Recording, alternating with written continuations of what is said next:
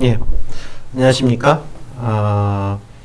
여러분 지난번에 이어서 인공지능과 윤리 부분에서 프라이버시와 그 이후에 몇 가지 문제를 오늘은 좀 다뤄보려고 그래요. 실험 문제라든가 책임 소지의 문제, 특히 실험 문제가 중요해서 그 실험 문제 중심으로 해서 했는데 한 1시간 정도 여러분 지난번에 만났죠. 그런데 사실은 윤리의 문제는 굉장히 이제 큰 문제인데, 교수님이 생각하는 인공지능과 윤리의 문제 중에서 제일 큰 문제는 실험 문제. 사람은 먹고 사는 문제라 할 수가 있죠. 그래서 처음에는 그 문제를 중심으로 많이 다뤄봤고요. 옛날에 그 마키아벨리도 그런 얘기를 했어요. 사람이 아무리 그 독재자가 되더라도 먹고 사는 문제는 꼭 해결을 해줘야 된다는, 그렇게 참 중요한 문제죠. 우리는 몸을 이렇게 육을 입기 때문에 아무래도 먹는 문제, 그래서 직업 문제가 중요한 것이고요. 요번에 코로나 바이러스의 결국 문제는 죽음의 문제, 병의 문제, 뭐 이런 생존의 문제가 다 중요하지만 결국은 그것도 먹고 사는 그런 문제와 결국은 직결해서, 지금 유럽 쪽에서 이렇게 보면은 막 국가에 대해서 막 이렇게 반항을 하고 이런 일들이 결국은 생기는 것들은 이제 그런 문제 때문에, 뭐 사실은 이제 직장을 잃고 또는 뭐 예를 들어 레스토랑을 하시는 분은 그게 운영을 할 수 없고 봉쇄 조치가 나고 폐쇄 조치도 나고 막 그러다 보니까 살 수가 없는 거죠. 그래서 이제 거기에 대한 막 반발로 이렇게 일어나는. 그래서 인공지능이 사실은 그 실험 문제와 상당히 결부가 되어 있어서 그 문제를 굉장히 다뤘고, 오늘은 뭐 여러 가지 윤리 문제를 좀 소개를 하지만은 인공지능에 있어서 두 번째로 중요하다고 생각하는 문제는, 교수님은 이 프라이버시 문제예요. 프라이버시 문제. 지금 CCTV가 다 달려 있죠. 그러니까 단순히 CCTV가 다 달려 있는 그래도 뭐 CCTV 화면이 흐리고 어리고 하면은 이게 뭐 구분이 안 되고 뭐 그럴 수도 있는데, 생각해보세요. 인공지능 시스템이 굉장히 발전을 한다. 그러면 그 사람이 누구인지 인식하는 게 우선 쉬워질 거고요.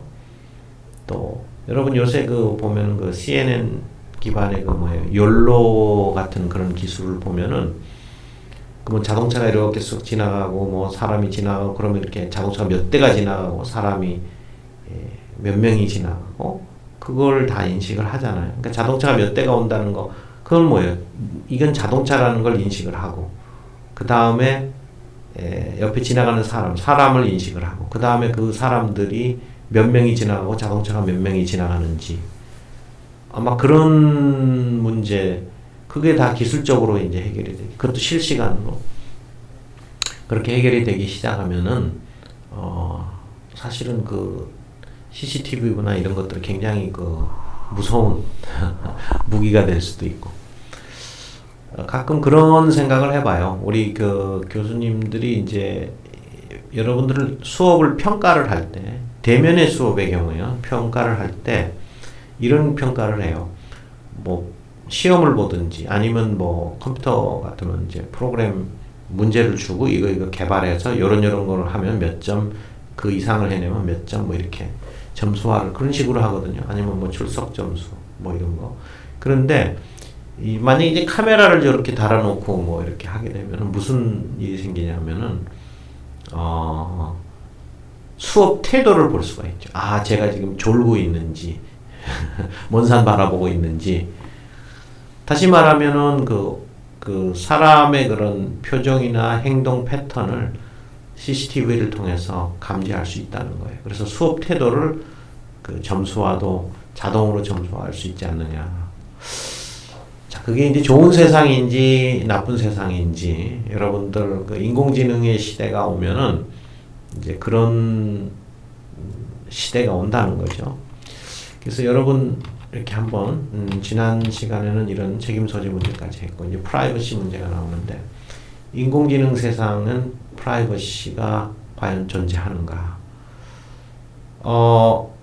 대표적인 예가 그래요. 여러분 이제 로그를 남긴다고 그래요. 여러분 그 구글에 어떻게 뭐 서치하고 뭐하고 무슨 단어로 서치하고 이거 기록 다 남아요. 그렇죠? 구글은 그걸로 이제 분석을 할 수가 있어요. 여러분의 성향. 그래서 여러분들이 쉽게 말해서 웹사이트 여기 방문하고 그러면 꼭 그 사람이 누구라는 그런 식별자, 아이덴티티가 없어도 그 사람이 이렇게 방문하고 뭐하고 하는 그 컴퓨터상의 그런 행동 패턴을 보고서 그 사람은 바로 김희철이다, 누구다 이렇게 평가를 할 수가 있는 것이죠. 그래서 이제 저는 이러한 문제들이 있다는 거는 우리의 모든 어떻게 보면 굉장히 사적인 영역이죠. 컴퓨터 들어가 가지고 뭐 내가 뭐 어디 서치를 하든 뭘 하든 뭘 보든 그건 무슨 상관이에요. 그건 다 개인의 영역인데 그것이 철저히 이제 감시를 받고 있다 하는 그런 얘기예요. 그래서 이 프라이버시 문제는 특히 그 빅데이터 그래가지고 그 데이터 분석을 인공지능적으로 기계학습이나 뭐 이런 걸 써서 다 가능한데 그러면 과연 내 프라이버시라는 게 얼마나 보장이 되겠느냐. 아까 뭐 CCTV는 물론이고요. 곳곳에 그런 것들이 있어요. 그래서 이 문제는 굉장히 중요해서 그 옛날에 이 파놉티콘이라는 과목 이야기를 교수님이 한번 딱 꺼내서 얘기를 하려고 그래요. 그 파놉티콘이라는 그 과목은 벤덤 아시죠? 철학자. 사실은 뭐 또 나중에 이제 공리주의에 대해서도 교수님이 얘기를 하겠지만은 그 벤덤이 그 맨 처음에 구상한 과목이에요. 그 과목이 어떤 과목이냐면은 그 죄수들은 다 있어요. 근데 이제 밖에 이제 그 유리로 이렇게 돼가지고 예를 들어 그 감옥에 간수가 있죠. 그 간수는 그 안에 있는 사람을 볼 수가 있어요. 얘네들이 어떻게 움직이고 뭐하고 하는지 다 알아요. 뭐 서로 이제 싸움이 일어났다 그러면 방송을 해야 두 사람 나와 뭐 이런 식으로 그렇게 할 수 있다는 거예요. 그런데 반대로 죄수는 이 간수를 못 보는 거죠. 그런 상황이 한번 그게 이제 파놉티콘 과목이다. 그러면 그 과목은 굉장히 효율적이에요. 왜 그러냐면 그 간수가 나를 모니터링하고 있는지 없는지 정말 모르는 거거든요.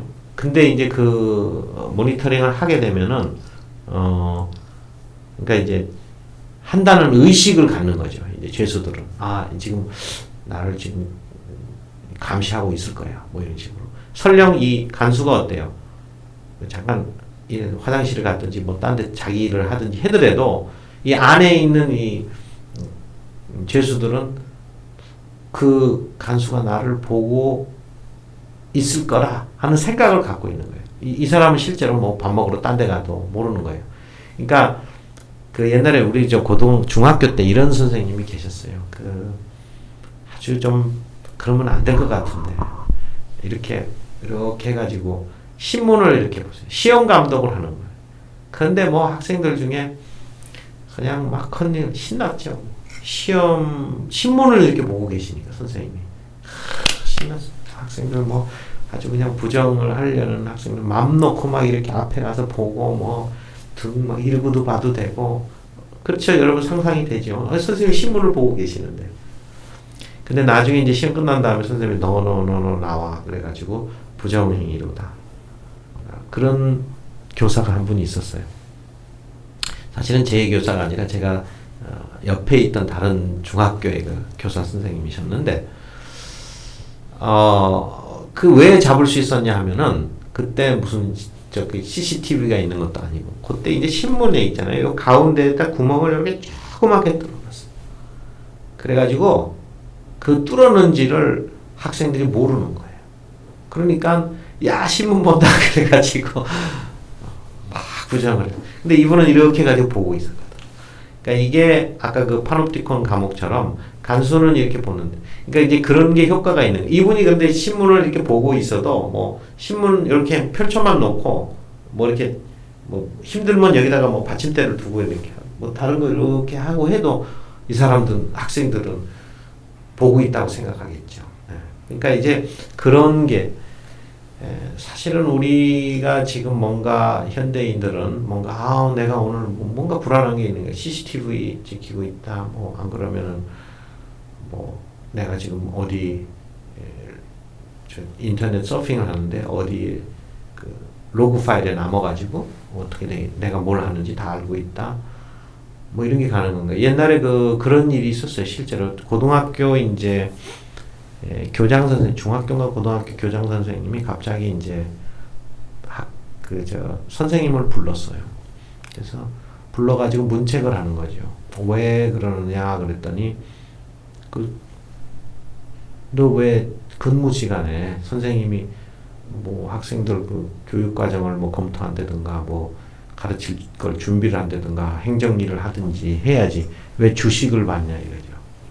그게 왜 그러냐면 주식 사이트에 들어간 그 로그 그 기록이 다 남아가지고 그거를 이제 여러분 그게 옳아요? 그게 이제 꽤 오래된 얘기예요. 최근에 있었던 게 아니라 최근에는 이제 그런 프라이버시 이슈가 굉장히 중요하기 때문에 그렇게 함부로 하지도 못해요. 그렇게 로그 파일 보고 감시하고 그렇게 하고 싶어도 못해요. 저희 학교도 그 카드가 있어가지고 제 방에 들어가면 이렇게 카드를 찍어야 이제 들어가요. 그러면 이제 몇 시 몇 분에 내가 들어가고 몇 시 몇 분에 나오고 이게 다 찍히게 되죠. 그렇죠? 그런데 그거를 그 학교의 뭐 총장님이라든가 책임자가 그거를 볼 수가 없어요. 그거를 봐서 내가 보니까 당신 기록이 이렇게 했는데 왜 학교도 안 오고 뭐 하냐 뭐 이렇게 했다가는 그거는 큰일 나요. 개인 그 프라이버시가 있기 때문에 이제 그만큼 이제 프라이버시를 이제 좀 중요하다는 거죠. 그래서 지금 인공지능 시대가 오면은 모든 저희들의 이제 그런 로그 파일, 그러니까 웹 서핑한 로그 파일뿐만 아니라 뭐 구글의 무슨 검색어 기능부터 시작해가지고 뭐 CCTV 뭐 다 이렇게 남아 있는데, 그러니까 사실은 그거랑 똑같아요. 파놉티콘의 그 감옥 그거하고 이렇게 이 사람은 보는 거예요. 이렇게 근데 보고 싶을 때만 보여 간수는. 그래도 우리는 늘 감시받고 뭔가 갖고 있다는 불안감, 죄수들이 그렇듯이. 그래서 내 정보는 사실은 오픈이 엄청 돼 있다. 그래서 만약에 이것이 실제로 작정을 하고 보기 시작하면은 다 감시당할 수 있다. 더군다나 그 감시뿐만 아니라 그 데이터나 이런 것들이 남아 있기 때문에 그걸 분석을 인공지능 기계학습이라든가 뭐 어떤 데이터 마이닝 테크닉을 사용해 가지고 하면은 그렇게 다 볼 수 있다는 거예요. 그래서 이런 게 이제 AI 세상에서 프라이버시의 문제가 굉장히 중요해졌다 하는 그런, 이건 IT에서도 굉장히 문제가 돼요. 여러분 보세요. 근데 왜 프라이버시 문제가 중요하냐? 이것은 단순히 칸트의 경우는 인격 존중과 자율이라는 관점에서 프라이버시가 중요하다고 얘기를 했거든요. 뭐냐면 사람은 존중돼야 되는데 그런 자율적인 그런 자율성을 인정을 해줘야 된다. 이거 굉장히 마음씨 좋은 얘기예요. 사실은 이거는 뭐냐면 그래 내가 굳이 너 이렇게 감시 안 해도 네 스스로 너의 그런 인격을 믿는다는 거죠. 인격을 믿는다. 그렇게 믿어줘야 되는 것이지 이거를 일일이 감시해가지고 어쩌고 그거는 우리가 해서는 안 된다. 칸트는 그런 인격 존중과 자율이라는 입장에서 프라이버시가 중요하다고 한 거예요. 옛날에 지금은 그렇지만 옛날에 우리 교수님 그 대학원 시절에 제가 기억하기에 어떤 K 대학에서 저희 대학은 아니고 교수님 한 분이 그러셨대요. 이제 출장을 가는 거예요. 그러니까 실험실에 이제 대학원생들이 많이 있거든요. 그때 이제 대학원생들 학부생까지 대학원생들이 쭉 이렇게 뭐 한 10명 이상 있는데, 출장을 간다고 그러니까 이제 학생들이 이제 그긴 기강이 잡혀가지고 딱 9시면 출근을 해야 되는 그런 그 실험실이에요. 그래서 이제 뭐 이렇게 했는데, 출장 간다고 그러니까 너무 학생들이 좀 좋아한 거죠. 그래가지고 그 뭐 한 10명의 이제 뭐 학생이 있었다면은 뭐 아침에 한 두세 명만 9시에 나오고 나머지는 그냥 뭐 좀 늦게 천천히 이제 교수님이 안 계신 그런 자유함을 이제 만끽하려고 이제 조금 늦게 나오고 다 이제 그런 상황이 됐는데, 그 재밌는 게 이제 교수님이 이제 딱 그 전화를 한 거예요. 9시에. 그게 전화를 누가 딱 받았어요. 너 왔냐? 그러고 이제 뭐 이렇게 얘기를 하는 거죠. 그러고 이제 그래서 이거 오늘 해라 하고 이제 끊으실 줄 알았어요. 근데 끊으시는 게 아니라 그 다음에 너 말고 다른 애 좀 바꿔주라 뭐 이렇게 된 거예요. 그러면서 그날 이제 출석 점검을 이제 뭐 거기서 하는 거예요. 옛날 같은 그 시대에도 교수님이 이제 맘만 먹으면 이제 소위 요새 말하면 좀 갑질 같은 그런 건데, 그렇게 이제 컨트롤을 할 수가 있었던 거죠. 근데 지금처럼 AI가 이렇게 발전했을 때는 정말 이거는 뭐 심각하죠. 이거는 뭐 그 기술적인 문제뿐만 아니라 너무나 데이터들이, 나에 대한 데이터들이 다 있기 때문에요.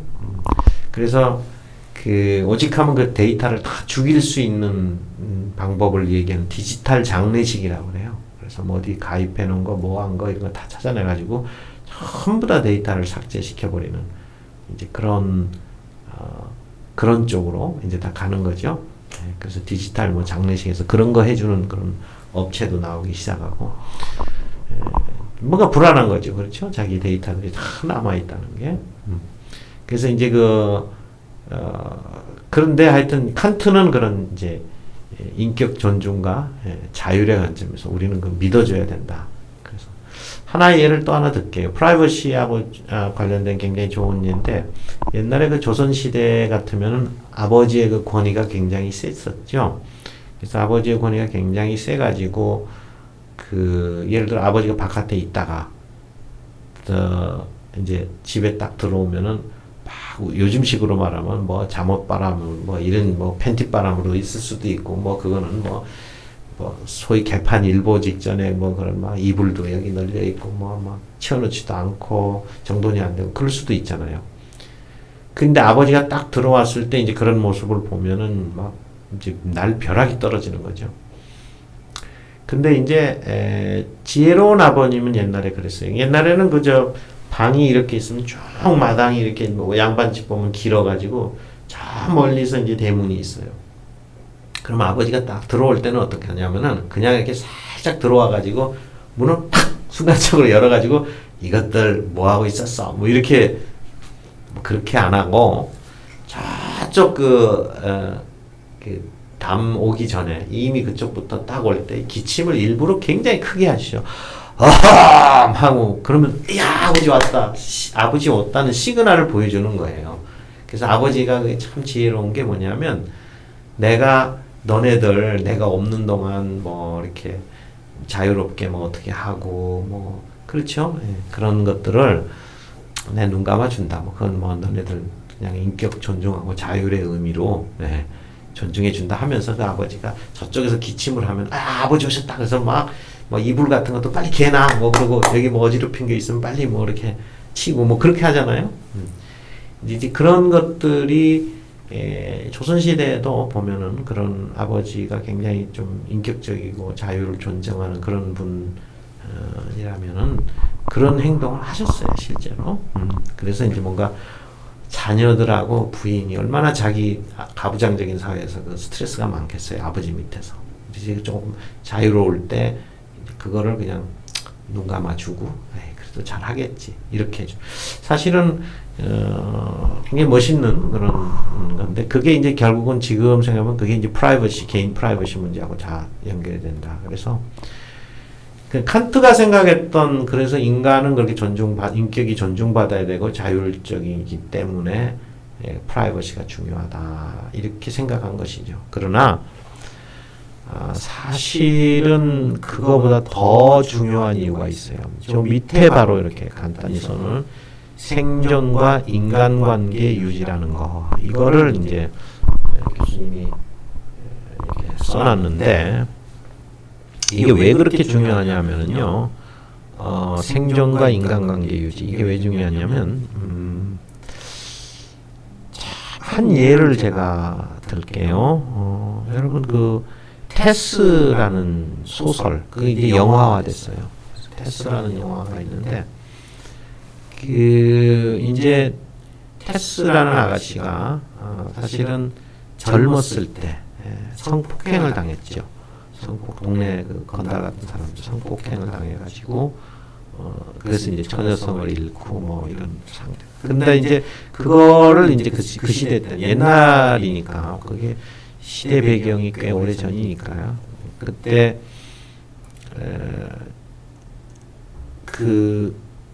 그런 상처를 안고 살다가 이제 사랑하게 된 사람이 나타난 거예요. 그래서 서로 사랑을 했죠.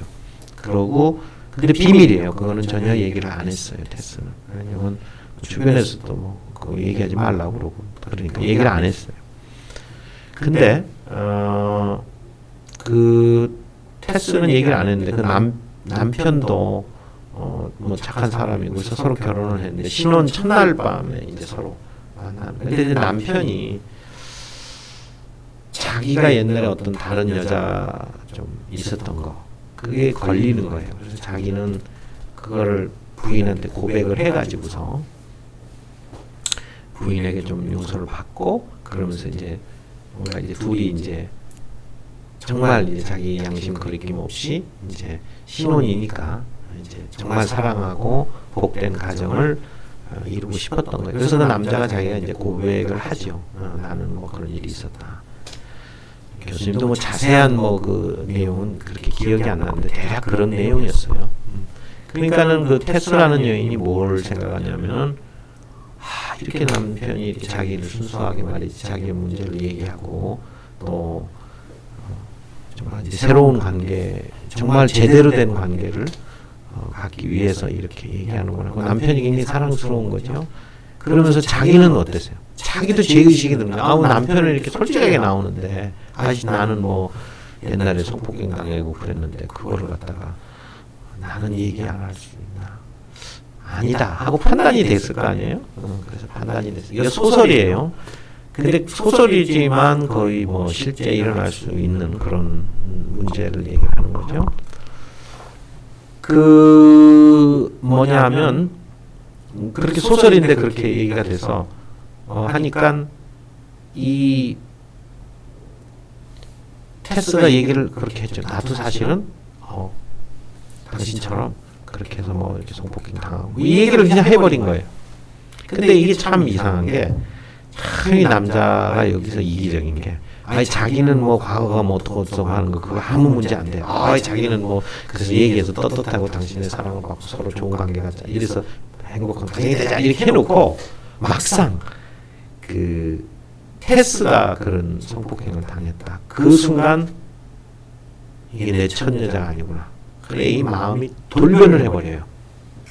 돌변을 해버려. 네가 나를 속이고 뭐 이렇게 결혼을 했냐 뭐 이런 식의. 요즘에는 사실 그런 문제가 조금 큰 문제가 안 될 수 있지만 그때는 그러지 않았죠. 그러니까는 뭐 예를 들어 뭐 우리 앨런 튜링 같은 사람이 컴퓨터의 아버지라고 할 수 있는 사람인데 그 사람이 동성애자로 결국은 사회에서 매장이 돼버렸고 그랬는데 이제 그런 것도 동성애 같은 경우도 불과 한 7, 80년 전에는 굉장히 큰 문제였거든. 그러니까 이제 그런 성적으로 이제 그런 문제들 뭐 남녀 관계에서 그런 문제들이 그 굉장히 큰 문제였죠. 불과 한 7, 80년 전만 해도 그랬으니까요. 그래서 이걸 했는데 그 남자가 돌변해 가지고 어떻게 해요? 이제 더 이상 그 여자를 이제 학대를 하는 거예요. 그때부터. 그러니까 어떻게 보면 너무 집착하고 사랑했던 사람이 자기에게 그런 실망을 줬을 때 의외로 그런 반응이 나요. 그래서 사랑을 해도 참 그렇게 사랑하면 안 되나. 너무 사랑해도 안 되는 것 같아요. 자, 여기서 교수님이 하고자 하는 얘기가 바로 프라이버시 얘기를 꺼내려고 그래요. 프라이버시의 권리가 뭐냐라고 묻는다면 여러분 뭐라고 답을 할 것 같아요? 그 학자들이 얘기하는 정의가 있어요. 프라이버시의 권리라면은 교수님이 동의하는 그 정의가 있어요. 그게 뭐냐면 프라이버시는 뭐냐면 나에 대한 정보를 언제 누구에게 어떤 방법으로 얼마만큼의 정보를 제공할 것인가를 내가 결정하는 거예요. 그게 프라이버시 권리. 그거를 남이 결정하는 게 아니에요. 그래서 몰래 카메라에게 찍어가지고 야 폭로한다 이거는 안 되는 거예요. 왜냐하면 그거는 그렇게 해가지고 어때요? 몰래 이렇게 해가지고 그건 나에 대한 정보인데 그거를 갖다가 남이 내 정보를 갖다가 다른 사람한테 특별히 나의 원수한테 같은 사람한테 이렇게 제공을 한다든가 회사로 말하면 막 경쟁사에 제공을 한다든가 뭐 이렇게 그래서 프라이버시 문제는 내 정보를 누구에게 언제 어떻게 얼마만큼 어떤 정보를 뭐 이런 것들을 제공하는 것을 할 수 있는 그 권리 그거는 오직 나만이 있다. 그게 이제 프라이버시다. 그러니까 이제 몰래 카메라 찍어가지고 뭐 하고 몰래 이렇게 해놔가지고 이제 뭐 감시 카메라를 찍는다던가 그래가지고 이제 그거를 하는 거는 그거는 문제가 있다. 그건 아니다. 그게 이제 프라이버시 권리예요. 근데 왜 프라이버시 권리가 그렇게 중요하냐면은 아까 그 칸트의 얘기는요. 인격 존중과 자율 때문에 해야 된다 그랬어요. 그러나 사실은 생존과 인간관계 때문에 그래요. 깨져버려요. 프라이버시 문제가 잘못하면 인간관계를 끊어버려요.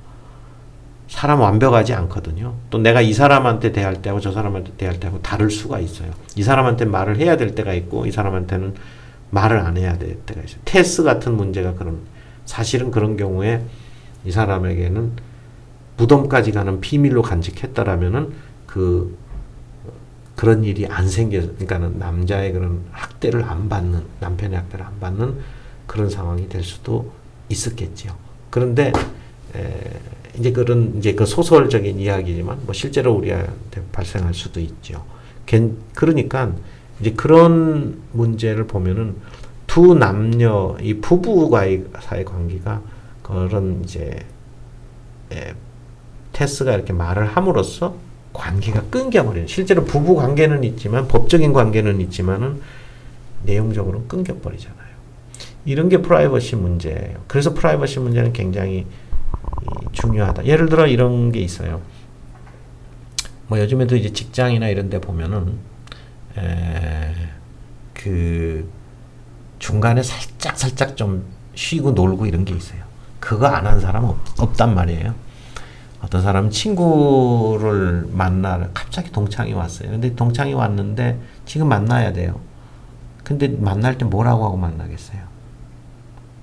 아, 친구 동창 만납니다. 사장님 좀 허락해 주세요. 하고 잠깐 나가나요? 그럴 수 없잖아요. 그러니까는 그냥 업무 핑계를 대는 거예요. 뭐 다른 업체랑 뭐 오늘 미팅이 있어서 나간다고. 그래 하고 나가게. 근데 이제 그거를 그거는 좋은데 이제 거기서 이제 그걸 누가 보고 아주 이게 안 좋게 생각하는 사람이 보고서 사장님한테 제가 사실은요 그게 아니라 업무상 나간 게 아니라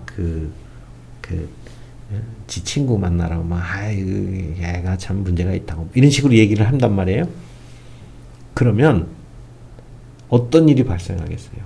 물론 사장님이 뭐 그렇지 뭐 사람이 그럴 수도 있지 하고 눈 감아주면 좋지만 아까 그 테스의 남편처럼 아니 이게 일은 안 하고 말이지 이게 뭐 하는 거야? 그러면 어떻게 돼요? 나중에 사장하고 관계가 굉장히 안 좋아질 뿐 아니라 차라리 그 사건을 몰랐으면 사장이 뭐 그냥 그렇게 잘 좋은 관계가 됐을 텐데 그 알아버린 이후로는 어떻게 돼요? 야, 얘 못 믿겠네. 뭐 이렇게 되는 거예요. 그러면은 인간관계가 끊어지는 거예요. 저는 이렇게 해서 끊기는 걸 봤어요. 그 실제로 이거는 예를 들어 이제 제가 유학생 시절인데 한 교포가 이렇게 둘이서 굉장히 막 이렇게 해요. 근데 이 A라는 사람하고 B라는 사람이 서로 뭐 친하게 지내고 뭐 이렇게 해요. 근데 사실은 이 B라는 사람이 C라는 사람한테 와가지고 제 A라는 애는 사실은 내가 만나기는 만났는데 아주 뭐 인간성이 안 좋고 뭐 오만 나쁜 얘기를 다 해버리는 거예요. 여기 같이 만났을 때는 서로 뭐 좋다고 그래 놓고. 그러니까 이 C라는 사람이 그걸 이제 자기가 들었으면 그냥 가만히 있으면 되지. 그쵸? 그걸 갖다가 또 A라는 사람한테 쭈르륵 가가지고 너만 알아라. 걔가 나한테 얘기를 했는데 뭐 이렇게 해가지고 너를 엄청 나쁘게 보는데 네 만날 때는 너한테 아주 살살살 잘하는지 몰라도 그거 걔 그런 사람 아니다. 이렇게 해버린 거예요. 그럼 관계가 어떻게 돼요? 그건 보나마나 100% 깨져요. 그래서 사람이 물론 그 이중적인 이런 이 사람의 행동은 문제가 또 되지만은 그 과연 인간이 이중적인 것을 완전히 피할 수 있을까? 그런 현실이 있고요. 그러면은 여러분 그렇잖아요. 사장님한테는 사장님 최고입니다. 그래놓고 뒤에 자기 마누라 만났을 때는 아유 나 이 사장 때문에 뭐. 이런 말 안 해요, 여러분. 그러니까 그래서 이제 프라이버시라는 거는 사실은 솔직하면 된다 그러지만은 정말 그 테스가 정말 솔직했잖아요. 그게 과연 우리 삶을 살아가는데 어떤 생존과 그런 인간 관계 그 뭐 사장님한테 찍 잘릴 수도 있는 거고요. 안 그러면 인간관계 아까 그 부부간의 관계가 그 중간에 이간하는 사람 때문에 관계가 끊어지고 그래서 프라이버시라는 문제는 지켜져야 된다라고 저도 굉장히 믿어요. 왜냐면 그걸 악용을 하거든 사람들이. 악용하는 사람이 꼭 나오거든요. 그래서 프라이버시 권리는 뭐냐라고 했을 때 만약에 여러분 뭐 여기 뭐 중간고사 시험을 본다면 요 문제는 꼭 내라고 프라이버시 권리가 뭐냐 하고 정의를 내리라 그러면은 나에 대한 정보를 내가 누구에게 또 어느 시점에 또 시점도 중요하거든요. 지금 말하느냐 나중에 어느 시점에 또 어떤 방법으로 어떤 방법은 뭐예요?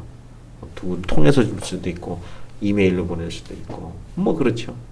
또 어떻게 또 어떤 정보를 또 주더라도 얼마만큼 주겠느냐 하는 거를 누가 결정할 수 있다?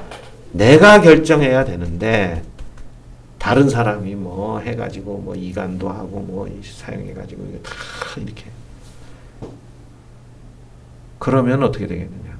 그러면 그거는 생존과 인간관계 유지 측면에서는 완전히 그거는 큰일 나는 문제가 돼버리고 말이에요. 아마 여러분도 혹시나 이런 크고 작은 프라이버시 이게 프라이버시 문제하고 관련돼 있구나 하고 오늘 좀 강의를 들으면서 여러분들이 좀 느끼시는 분도 좀 있을 거예요. 그래서 근데 이제 칸트 같은 그런 인격 존중과 자율 이거는 무슨 도덕 선생님 같은 말씀이고 실제로 프라이버시가 중요한 거는 생존과 인간관계 유지를 위해서 정말 현실적으로 그렇다 하는 거예요. 인격 존중. 근데 저는 칸트가 좀 이해가 돼요. 인격 존중과 자유를 내세워서 프라이버시가 중요하다. 우리가 존중해 줘야 되지 않냐. 정말 인간의 그 자율성. 좋은. 근데 칸트 아버지가 이게 다 믿어지지 않는 얘기가 있는데 칸트는 그럴 수밖에 없었다는 생각이 드는 게 그 아버지가 그랬다고 그래요. 어떻게 산을 넘는데 도둑을 만났다고 그러더라고요. 도둑을요. 잠깐만요.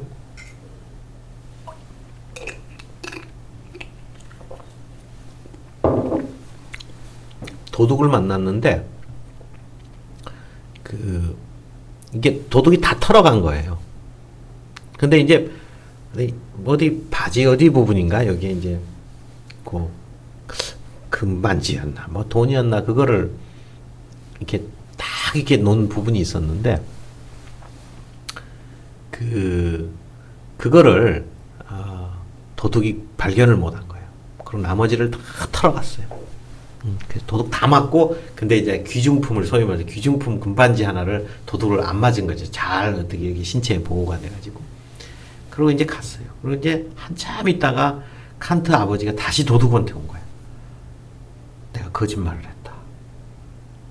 당신이 더 이상 없지 말했을 때 없다고 말했는데, 내 솔직히 말하는데 여기 내 주머니 이쪽에 보면 여기 이제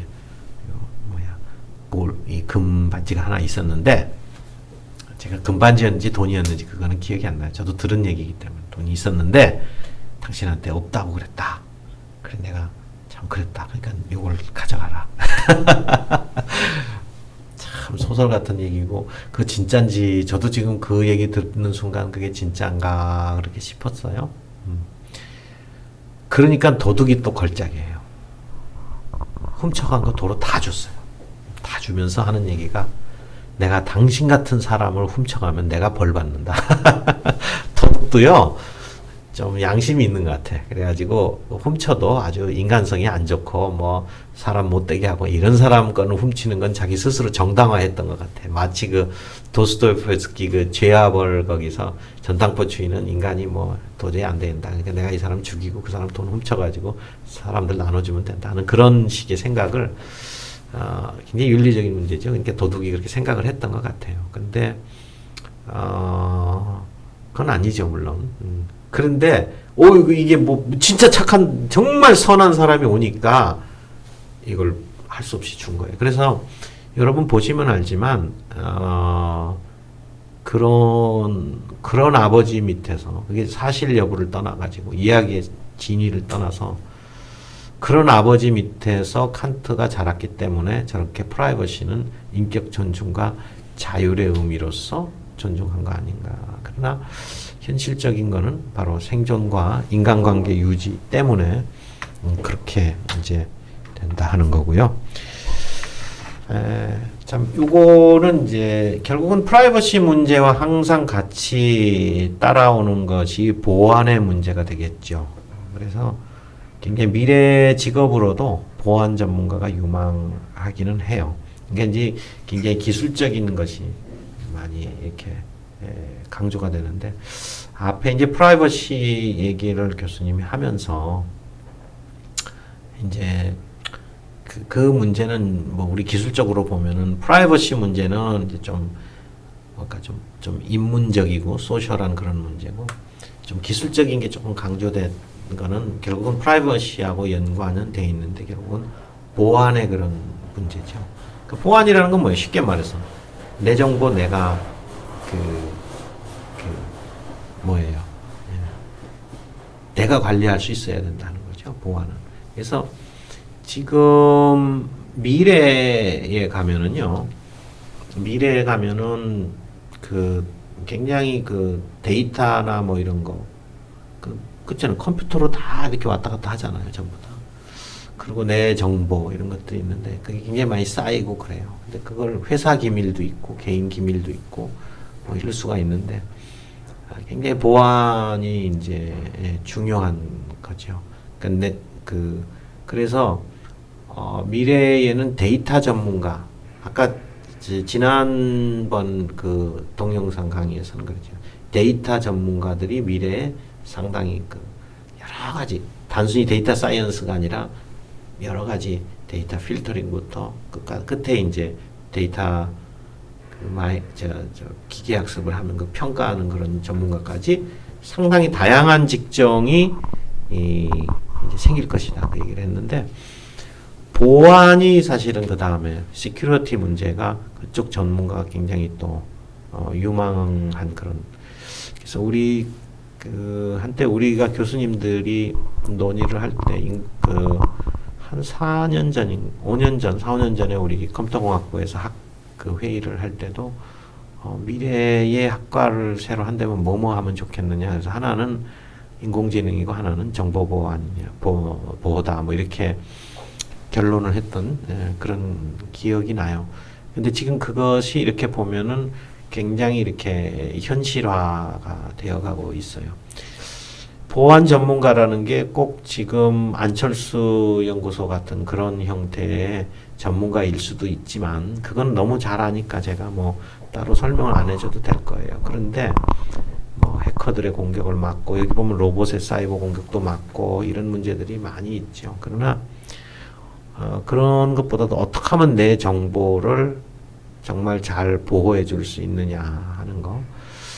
거기에 대한 좀 전문가, 아직은 그게 명시 안 돼 있어요. 보통 이제 안철수 연구소 타입의 그런 정보, 이제 보안, 보호 이쪽은 좀 어느 정도, 이런, 어떤 일을 한다 하는 게 나왔는데, 개인정보든 어디든 갖다 이제 보안에 대한 전체적인 전문가로서의 그런, 일은 아직 정확히 정의되어 있지는 않은 것 같아요. 그래서 미래에는 이제 그런 프라이버시 문제가 중요하고 또 그런 문제가 중요하기 때문에 그것과 관련돼서도 상당히 정보를 이제 보안이 필요한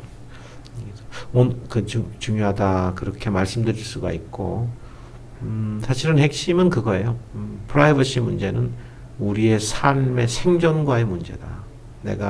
나 사장님이 나에 대해서 몰라야 할 정보를 알았을 때는 그때는 내 생존과 연결이 된다. 또 뭐 부부관계 얘기를 아까 테스트도 했지만 서로 간에 이렇게 잘못된 정보가 갈 수도 있고, 또 비록 부부지만 몰라야 될 정보를 알았을 때는 또 그렇게 된다.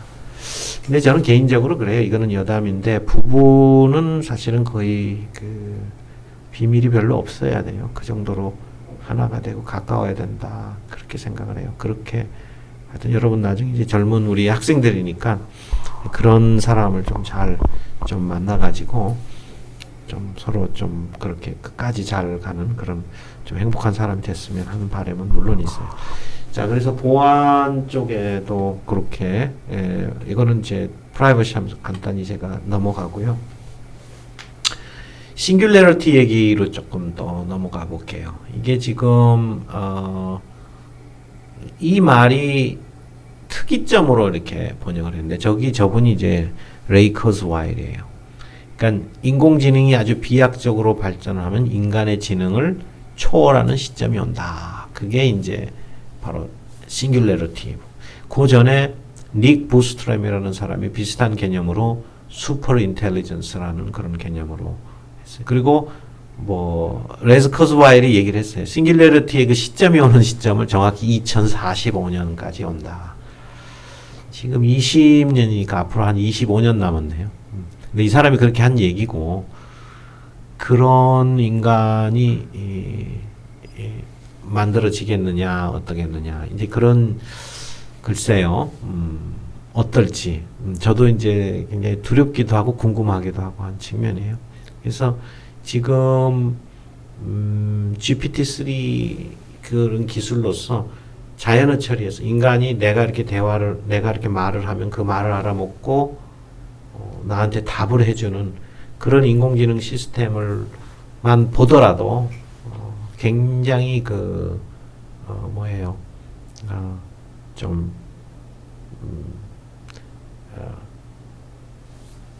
무섭다? 그런 생각이 들 정도로 그런 지금 시스템이 있는데, 지금 그게 굉장히 비약적으로 지금 발전하고 있고, 또 앞으로도 이제 그런 시대가 올 텐데, 그러면은 과연 그런 시대가 오면은 어떤 일들이 발생할까 하는 두려움, 뭐 이런 것들이 많이 있죠. 그게 이제 2045년까지 온대더라. 뭐 커즈와일이 얘기했듯이요.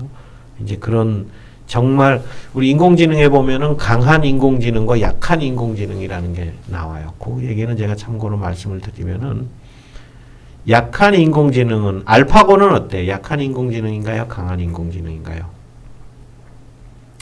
예, 그거는 약한 인공지능이에요. 사실은 왜 약한 인공지능이냐면 알파고는 바둑밖에 못 둬요. 뭐 걔가 무슨 뭐 수영을 할 줄 안다든가 뭐 나와 대화를 할 줄 안다든가 다른 기능은 하나도 없어요. 그냥 바둑. 그러니까 바둑만 잘 두는 거예요. 여러분 이제 요즘에 이제 코로나 바이러스 그것 때문에 어떤 건물에 들어가면 어때요? 딱 마스크 쓰고 통과하세요, 뭐 마세요, 뭐 이렇게 나오잖아요. 그거는 뭐냐면은 그냥 그것만 잘 수행하는 거예요. 마스크를 썼는지 안는지 보고 이 사람이 통과해야 될 사람인지 아닌지를 그걸 보는 그 특수한 일에만 되는 거예요. 근데 그거는 약한 인공지능이에요. 뭐 트럭이다, 자율주행이다, 이것도 약한 인공지능. 그것만 하는 거예요. 그렇죠. 자동차만 운전. 그게 뭐 트럭이 갑자기 그렇게 했다가 뭐 다른 무슨 뭐 수학 문제를 잘 푼다라든가 뭐 그런 일은 없잖아요. 그러니까 그런 것들은 다 약한 인공지능인데 정말 인간처럼 그런 한 아주 전문적인 것만이 아닌 보편적인 것까지 또는 상식의 문제까지 그렇게 잘 다루는 그런 인공지능이 나오는 거는 강한 인공지능이라고 그래요. 그걸 갖다가 강한 인공지능. 그런데 지금 GPT-3나 이런 거를 봐도 조금 약점은 있어요. 그렇게 굉장히 대화가 자연스럽게 잘 나오는데도 불구하고 약점은 있는 게 예를 들어 이제 상식적인 것에 대한 질의응답에서 좀 약한 문제가 나오고 있고, 그 다음에 내가 이제 어떤 문장을 얘기를 했을 때 여기하고 그 전에 문장, 전에 문장 이런 것들을 이제 기억해내 가지고 이제 답변을 해주고 우리 보통 그러죠. 근데 이게 멀리 떨어져서 저 멀리에 있을 때 그 이야기에 대한 답변은 조금 아직 잘 안 되는 부분이 좀 있어요. 그러니까는 그런 부분들은 좀 약점이 있다는 거예요. 그런 부분들은. 그래서 아직은 약한 인공지능이에요. 강한 인공지능이라기보다는 약한 인공지능. 근데 이게 지금 이제 상식적인 것도 이제 해내고 하는 시점이 지금 이 커즈와일에 말하는 거는 바로 그 강한 인공지능이 되는 시점이 2045년이다 그랬어요. 그러면 진짜 인공지능하고 나하고 친구 되겠네. 내가 사람하고도 친구 되지만, 나는 뭐, 정말 이게 온다면은, 뭐, 사람처럼 보이는 어떤 인조인간이죠. 대화도 하고, 나랑. 그런 친구를 또 만날 수가 있다는 거죠. 이게, 그렇게 될까? 저도 아직 그렇게 된다, 뭐, 그 확신이 없어요. 왜냐하면, 일단 GPT-3 나오고, 구글에서 버트가 나오고, 뭐 하면서 이제, 지금 자연어 처리가 상당히 발전해 가는 거는 사실이지만은 정말 그런 강한 인공지능이 나올 정도인가? 그런데 교수님도 장담을 못 해요. 왜냐하면 알파고가 그때 이세돌을 이길 때 교수님은 예상을 잘 못했고요. 그래도 알파고가 질 걸로 봤는데 그랬고, 그 다음에 최근에 GPT-3 나오면서 자연어 처리로 이제 대화하는 그 수준이 교수님 제가 생각했던 것보다도 적어도 뭐 10년, 20년을 앞당겼었어요. 그러니까 제 예상을 다 뛰어넘고 지금 엄청나게 발전을 하니까 이거 커즈와일이 말한 대로 이거 진짜 2045년까지 그런 인공지능이 나오는 거 아니야 하는 생각을 갖기도 해요. 정말 왜냐면 상식선에서 이게 도저히 안 될 것 같았는데 그런 것들이 하나하나 이제 되잖아요. 그러니까 미래가 이게 밝은 거지만, 이게 어두운 거니까, 이렇게 강한 그런 인공지능이 등장하는, 싱귤레러티 포인트를 지나는 그 순간이 2045년이다 이랬을 때, 그래서 오직하면은 지금 GPT-3로 그 자연어 처리를 잘 해내는 오픈 AI의 일론 머스크를 두고서 이런 기사가 뜨는 걸 봤어요. 일론 머스크가 악마를 불러왔다. 그렇잖아요. 사람만이 할 수 있는 그 자연어 처리를 상당히 비약적으로 발전시켰으니까 그 악마를 불렀다. 그런 말을 할 정도니까 이 특이점에 가는 순간, 프라이버시 문제는 아까 했지만 특이점으로 가는 순간이 저는 그럴 수밖에 없어요. 이게 진짜 오느냐 안 오느냐, 오면 정말 언제 오느냐, 이거는 계속적으로 좀 지켜봐야 되는 그런 상황인데, 하여튼 특이점이라는 용어 이런 쪽은 여러분들이 잘 좀 알아두시기를 바래요. 그 다음에 AI 봇의 이제 권리에 대해서 한번 또 논의를 해보려고 그래요. AI의 권리, 로봇도 인간처럼 대우를 받을 수 있느냐, 또 로봇에게 이게 대통령 선거권이 주어져야 하나 이런 문제, 이 문제를 좀 한번 생각을 해보려고 그래요. AI의 권리, 그래서 그럼 인간처럼 대우를 받는다. 그 중에서 가장 핵심적인 게 이제 투표권이란 말이에요. 교수님이 옛날에 우리 인제대학교에서 그 독서 토론하는, 도서관이 주관해서 독서 토론하는 그런 대회가 있는데, 제가 그 심사위원으로 초빙을 받았고, 심사위원으로 오시면서 뭘 하나 해야 되는가, 이렇게, 숙제를 내준 게, 토론 주제를 AI와 관련돼가지고, 저보고 이제 주제를 달라는 거예요. 그래서 내가, 그래요. 그러던지, 참 읽고, 그러고 있다가, 로봇에게 대통령 선거권을 주는 것이 좋은지 나쁜지. 그래서 이제 서로 이 찬반 투표를 했어요. 그러니까 그래서 토론 그룹이 있어요. 이걸 맞다. 선거권 줘야 된다. 에이, 아니다. 이건 안 된다. 그래서 두 그룹이 이제 그걸 뭐라 그러죠? 이제 토론 배틀이라고 그래가지고 서로 이제 토론 싸움을 하는 거죠. 이제 그런 시간을 했는데 교수님 그때 심사위원으로 들어갔어요. 그래서 보는데 제가 여러 가지 토론 배틀을 하는 거를 좀 봐왔지만 저가 생각하는 이상으로 너무너무 그 배틀이 진지하고 재미있고 그랬어요. 그래서 제가 깨달았어요. AI에게 선거권을 주느냐 마느냐 문제가 여러분들은 피 묻으실지 몰라도 굉장히 이건 재미있고 또 중요할 수가 있겠다 싶어요. 근데 이제 여러 가지 얘기가 많이 오갔는데 굉장히 진지한 얘기들이 많이 오갔어요. 근데 이제 그 중에 하나, 왜 로봇에게 줘야 되느냐. 그게요, 굉장히 맞는 말이다 싶은 게 있어서 여러분들 얘기를 할 거예요. 우선 로봇 하면 굉장히 객관성이 있다. 이렇게 우리가 이제 생각이 되죠. 우선은 로봇 하면은, 객관성이 있다. 객관적으로 판단한다. 우리가 이제 옛날에 의료 쪽의 시스템 온컬러지 있잖아요. AI 왓슨 포 온컬러지라고 IBM에서 만든 암 진단됐을 때 이제 어떻게 치료법을 어떻게 할 것이냐 하는 그런 조언해주는 그런 시스템이었죠. 근데 많은 사람들이 이제 그쪽 컴퓨터가 주는 답을 보고는 상당히 객관적이지 않느냐 이런 인상이 있었어요. 그러니까 마찬가지로 로봇은 대통령 선거하는데 굉장히 객관성을 두고 할 수 있다. 그런데 만약에 인간은 지금까지 우리 한국만 봐도 그렇죠. 어떤 때는 막 지역 감정 이런 게 있잖아요. 무슨 당 이쪽 지역은 뭐 이쪽 당이 엄청나게 나오고 이쪽 지역은 또 이쪽 당이 엄청나게 나오고 뭐 이렇게 그런 게 어떻게 객관적이냐 이거죠. 그거는 뭐 지역 감정이지 않느냐.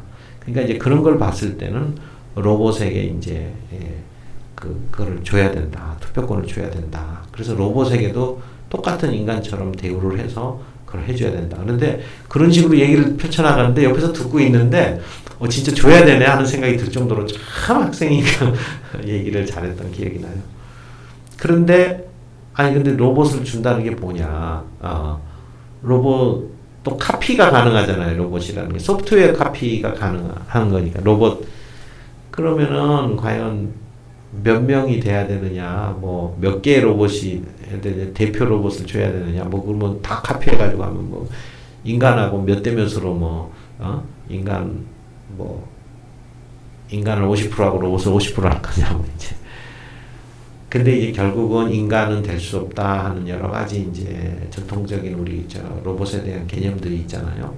그래가지고 결국은 인간처럼 뭐 그렇게는 안 된다 하고 얘기하는 쪽도 주장도 굉장히 강했고 그 다음에 대통령 선거권을 줘야 된다는 로봇의 권위가 굉장히 강했다. 그런데 그 권리를 주는 문제에 대해서는요 아마 굉장히 많은 그런 토론 필요할 거예요. 아마도 굉장히 많은 게 필요하고 그래서 이런 논쟁거리가 있다는 거.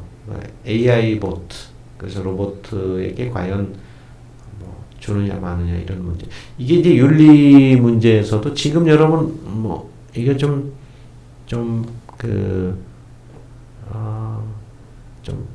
어떻게 와 닿는지 모르겠어요. 근데 저는 가능할 수도 있다. 근데 꼭 그 권리를 준다는 의미가 아니라, 요번에 제가 정확히 기억이 안 나는데, 어느 대기업이에요. 어느 대기업에서 인사를 했어요. 그러니까 누구를 승진시키는 그 문제. 굉장히 중요한 문제죠.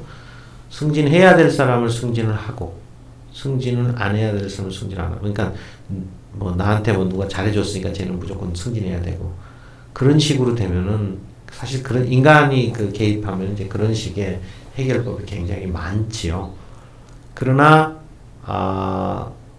그 대기업에서 이렇게 했어요. 아유, 요번에 인사 그거를 하는데 점수를 다 매기고 하는 거를 그냥 인공지능이 다 해버렸어. 인사과장이 따로 있는 게 아니라 인사과장, AI 인사과장이 다 해버렸어요. 근데 이제 그 다음에 신문에 그 교수님이 나온 그거를 생각을 했는데, 그 만족도가 높다고 그래요.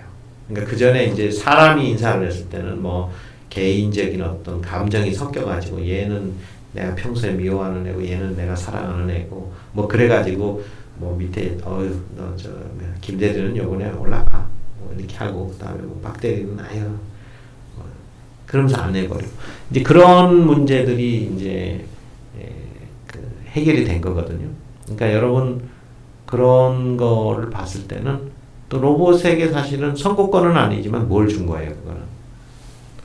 선거권보다 더 중요한 인사권을 준 거죠, 사실은. 인사권을 줬어요. 얼마나 중요해요, 로봇이 인사권을 쥐고 흔드는 거예요, 그거는.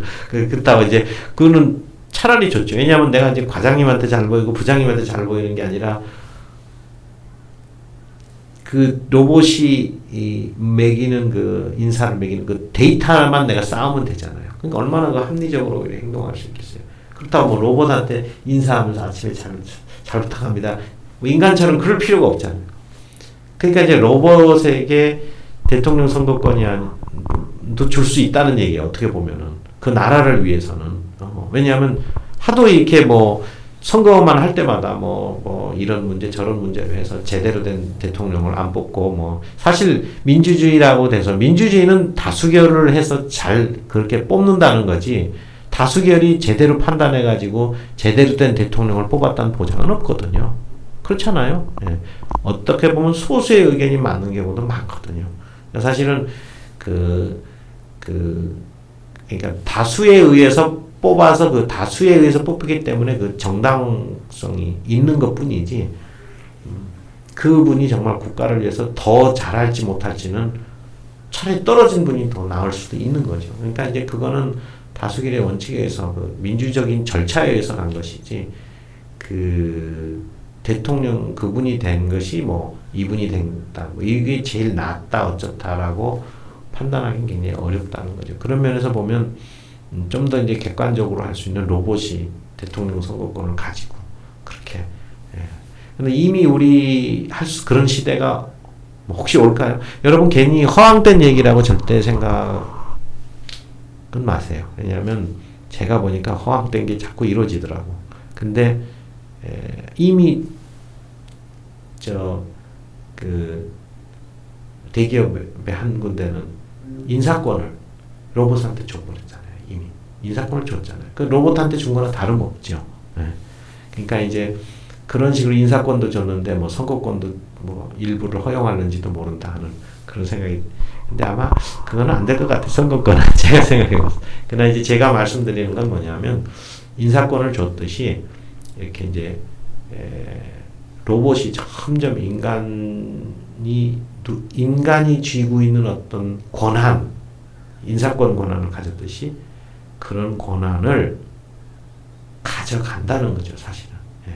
그래서 이제 그것이 선거권이 될 수도 있고, 그것이 뭐 다른 어떤 뭐 교육권을 가질 수도 있죠, 교육자로서. 예. 뭐 인공지능한테 맡겨버린다. 그리고 인공지능이 나를 평가해준다. 교수가 평가하는 게 아니고, 뭐 그렇게 한다. 그러면 뭐 그쪽 가는 거 아니에요, 어떻게 보면. 그래서 인공지능의 시대에 윤리적인 여러 가지 문제 중에서도 보면 오늘은 이제 프라이버시하고 보안 쪽에 뭐 싱귤레리티 문제도 얘기를 했지만은 주로 프라이버시의 문제를 얘기를 했지만 또 AI 로봇의 어떤 권리 이런 것에 대한 얘기도 한 번쯤 우리가 이 윤리 문제로서 생각을 해봄직하다 하는 것에서 오늘 또 두 번째 강의 시간에는 이렇게 또 여러분들한테 얘기를 또 하게 됐어요. 그래서 정리를 하자면 오늘은 이제 마지막 정리할 시간이 1시간이 돼서 정리를 하자면은 프라이버시 문제가 뭐다 하는 거. 우리 인공지능이 이렇게 되면서 인공지능 시대가 오면서 프라이버시 문제가 굉장히 중요한 문제. 제가 실험 문제 다음으로 중요한 게 프라이버시 문제라고 그랬죠. 그런 문제가 굉장히 중요하다. 그래서 우리가 어떻게 인공지능 시대에 프라이버시를 지킬 것이냐. 사실은 왜 지켜야 되느냐. 아까 그 문제는 뭐 인격과 자율 때문에 지킨다. 그거는 이제 칸트의 입장이지만 실제로는 생존과 인간 관계의 문제에서 프라이버시는 굉장히 중요하다. 그래서 그렇기 때문에 이 문제는 아무리 인공지능 시대가 오고 뭐 어쩌해도 프라이버시만큼은 상당히 지켜져야 되는 그런 많이 무너졌잖아요 지금. 근데 이제 그 지켜져야 하는 권리다. 그 다음에 그런 프라이버시 권리 말고 오늘 또 강조했던 게 이제 AI 로봇의 권리. 과연 지금 인사권도 주어진 AI, 나중에 뭐 티칭 교육권도 주어질 수도 있고. 그랬을 때 이제 선고권은 어떻게 하느냐. AI가 점점점 이렇게 어떤 사람이 하는 일을 하니까 사람이 하는 일을 단순히 대신한다 이런 게 아니라 그거를 어떤 판단을 해서 그 결정을 내주니까 또 그걸 따르니까 결국은 뭐 법적으로야 어떻든 간에 AI는 이미 어떠한 그런 인간처럼 대우받아서 인간처럼 인사권도 이제 쥐고 있는 그런 권리를 가진 그런 AI 봇이 된다. 그래서 미래에는 이제 이런 문제가 지금도 벌써 이렇게 조금씩 되는데 조금 한편으로 보면 좀 두렵기도 하고요, 무섭기도 하면서도 또 그것이 어떻게 보면은 그 현실로 이렇게 나아가는 그런 거구나 그런 생각을 갖게 돼요. 그래서 오늘은 이제 인공지능과 윤리에 대해서 두 번째 강의를 여기서 마치도록 하겠어요. 자, 1시간 동안 여러분 수고 많이 하셨습니다.